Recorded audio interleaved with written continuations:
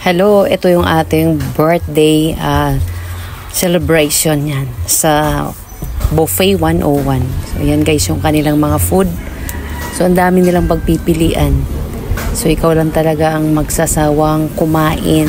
Kaya no choice, nag-cheat na naman ang lola mo. Pero kumain naman tayo konti lang. So bibihira naman tayo kumain ng mga fatty food. Ayan. Like pork. Pwede tayo kumain laman lang. So ayan guys, inaalok pa tayo talaga yung kanilang belly, pork belly.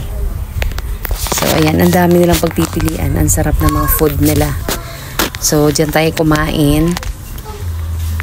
So nag-enjoy kami kasama aking pamilya with friends. So thank you Buffet 101. Ayan guys, nag-enjoy talaga kami sa aking birthday party.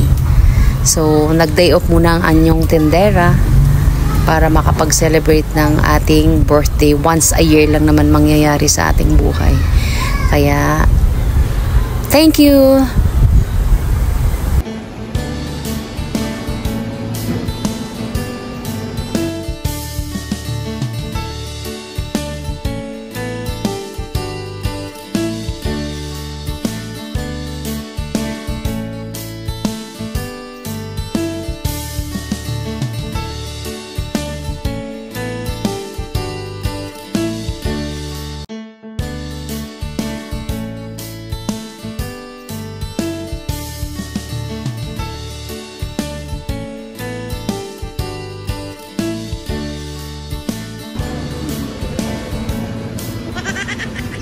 Nang-aalok kayo sige.